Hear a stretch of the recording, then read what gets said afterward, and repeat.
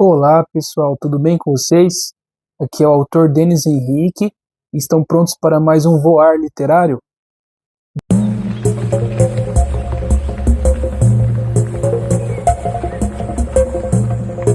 Bom, o livro de hoje vai ser um livro do autor Dan Brown, mais um livro do Dan Brown, e é esse aqui, O Símbolo Perdido.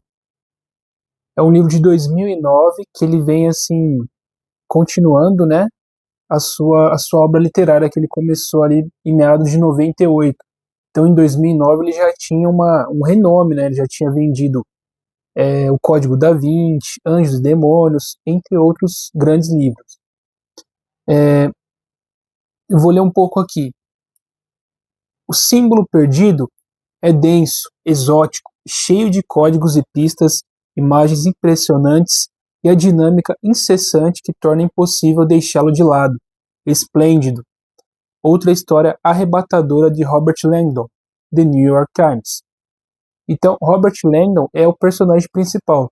É o mesmo personagem do Código da Vinci e também vai aparecer aqui em Um Símbolo Perdido. Depois de ter sobrevivido a uma explosão no Vaticano e a uma caçada humana em Paris, Robert Langdon está de volta com seus profundos conhecimentos de simbologia e sua brilhante habilidade para solucionar problemas.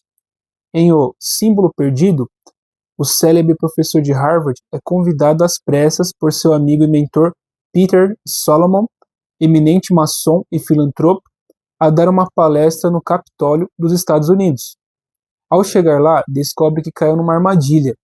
Não há palestra nenhuma, Solomon está desaparecido e, ao que tudo indica, correndo grande perigo. Malak, o sequestrador, acredita que os fundadores de Washington, a maioria deles mestres maçons, esconderam na cidade um tesouro capaz de dar poderes sobre-humanos a quem o encontrasse, e está convencido de que Langdon é a única pessoa que pode localizá-lo. Vendo que essa é a sua única chance de salvar Solomon, o simbologista se lança numa corrida alucinada pelos principais pontos da capital americana: o Capitólio, a Biblioteca do Congresso, a Catedral Nacional e o Centro de Apoio dos Museus Smithsonian. Neste labirinto de verdades ocultas, códigos maçônicos e símbolos escondidos, Langdon conta com a ajuda de Catherine, irmã de Peter, renomada cientista que investiga o poder que a mente humana tem de influenciar o mundo físico. O tempo está contra eles, e muitas outras pessoas parecem envolvidas nessa trama que ameaça a segurança nacional, entre elas Inoue Sato, autoridade máxima do escritório de segurança da CIA, e Warren Bellamy, responsável pela administração do Capitólio. Como Langdon já aprendeu em suas outras aventuras, quando se trata de segredos e poder, nunca se pode dizer ao certo de que lado cada um está. Nas mãos de Dan Brown, Washington se revela tão fascinante quanto o Vaticano ou Paris. Em O Símbolo Perdido, ele desperta o interesse dos leitores por temas tão variados como ciência noética, teoria das supercordas e grandes obras de artes, desafiando-os a abrir a mente para novos conhecimentos. Então é um livro assim que vai falar de artes também, que vai falar de tecnologia também, ciência, vai falar de religião, vai falar de outros temas como maçonaria, como artes, religião noética, né, seria sobre Noé, entre outras vertentes da Bíblia. Então é um livro, acima de tudo, muito complexo e muito polêmico também, né? Porque, por exemplo, se um cristão lê um livro desse, ele pode ter certo repúdio, pode discordar, né? Porque assim, a gente não lê um livro que a gente tem que concordar totalmente com ele, né? Tudo na vida a gente não concorda totalmente. A gente pode acreditar um pouco, concordar um pouco, não concordar em outras partes. Isso é normal. Com todos a nossa volta vai ser assim. A gente vai conversar com alguém, um amigo, um parente, vai ter coisas que a gente vai concordar, vai ter coisas que a gente não vai concordar. E tá tudo bem, né? É assim que rola o diálogo, né? E esse livro, ele misturou tudo ali do Código da Vinci, boa parte dos elementos do Código da Vinci, como simbologia, né? Essa complexidade, a trama, o suspense, e colocou, condensou num livro que é um calhamaço também, diga-se de passagem. Ele tem mais de 400 páginas. Deixa eu ver aqui. 488, 490 páginas. É realmente um livro enorme, né? Bom, a capa a gente pode ver aqui que é como se fosse o Vaticano, né? Aqui ao fundo. E a gente vê que é uma espécie de triângulo e tem tipo, um círculo em cima, parece muito, lembra muito a roupa do Papa, né? Aquele véu que ele carrega assim pelo corpo e tem tipo um círculo aqui em cima, parece muito a silhueta de um Papa. E atrás vários símbolos diferentes, né?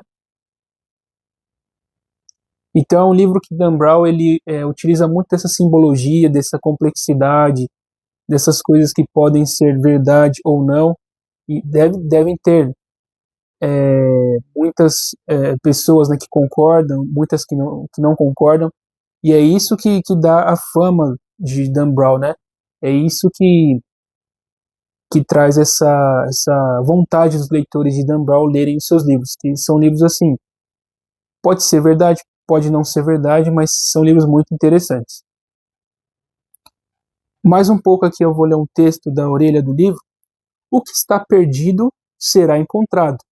Concebida e projetada por grandes mestres maçons, George Washington, Benjamin Franklin e Pierre L'Enfant, a capital dos Estados Unidos, assim como Roma, está crivada de passagens secretas e túneis subterrâneos.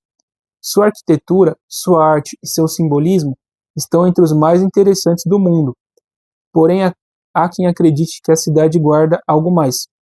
Atraído para Washington sob o pretexto de dar uma palestra para um seleto grupo de convidados do Instituto Smithsonian, o famoso simbologista Robert Langdon se vê novamente desafiado a desvendar um mistério secular. Ao chegar ao Capitólio, local do suposto evento, Langdon descobre que seu amigo Peter Salomon, maçom do mais alto grau, está desaparecido. De repente, um grito chama a atenção para um sinistro objeto deixado no chão, no centro da rotunda. A mão direita de Peter, cortada, reproduzindo um antigo convite para a iniciação no conhecimento secreto de todos os tempos. Para salvar Solomon, Langdon não tem alternativa a não ser atender às exigências de seu sequestrador, Malak. Um homem extremamente forte, ambicioso, inteligente e tatuado da cabeça aos pés. Ele afirma que Robert é a única pessoa no mundo capaz de destrancar um portal místico que lhe daria acesso irrestrito aos antigos mistérios. Bom, então aqui a gente já ficou sabendo mais sobre Malak, que é o vilão da série, né? O vilão aqui do livro todo. É um sujeito tatuado da cabeça aos pés, muito assim... a gente vê pessoas tatuadas, assim, né? O braço tatuado, o outro braço fechado, a perna...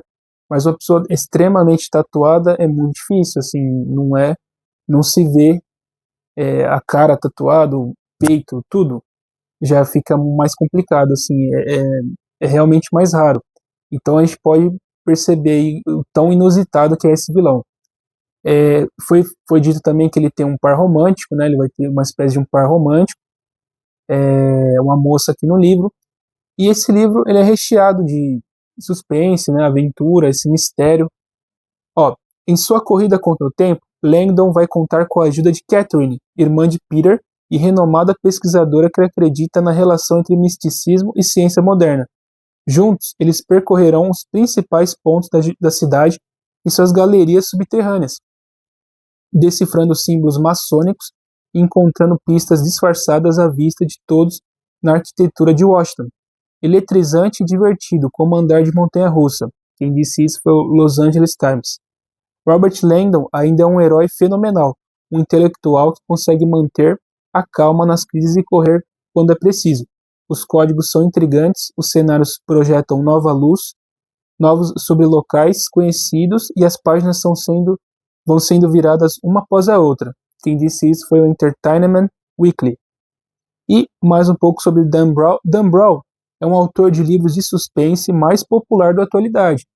Esse livro, isso foi dito em 2009, né, mas ainda hoje, se ele não for o mais renomado assim, autores de suspense, ele é um dos mais. E a sua obra, assim, ela é vasta e está assim, imprescindível, né? Toda a vastidão da obra dele, né? A capacidade que esse autor tem em fazer suspense é incrível. O suspense, seu mega seller, O Código da Vinci, é um mega seller, né? Porque ele não é apenas um best seller, um long seller, ele é um mega seller. O Código da Vinci já vendeu mais de 80 milhões de exemplares em todo o mundo. Ele também escreveu Anjos e Demônios, Fortaleza Digital e Ponto de Impacto. Fortaleza Digital já tem vídeo aqui no canal, pessoal. Depois procurem aí que eu tenho uma resenha sobre Fortaleza Digital. Dan é casado com a pintora e pesquisadora de arte Blythe, que colabora nas pesquisas de seus livros. Ele mora na Nova Inglaterra, nos Estados Unidos. Então é isso, pessoal. É um grande livro. Vocês devem ler. Ele é realmente muito instigante, assim, mexe com muita coisa, além de ser um pouco polêmico também, né? Mas é aquela coisa, nem tudo que está no livro você deve acreditar. Você não precisa acreditar, concordar, né, aceitar, mas assim, pelo romance em si que ele fez, né, é um suspense, né, ele é um grande romancista, né, em gêneros de suspense, e também tem mistério, tem trama, tem aventura, tem um pouco de tudo, tem aquela pitada de romance, isso é comum nos livros dele, né, então fica a dica aí, o Símbolo Perdido, Dan Brown, e eu vou ficando por aqui. Ah, e curte o vídeo, comenta, compartilha, deixa alguma sugestão, um elogio, alguma crítica, e nos vemos. Até!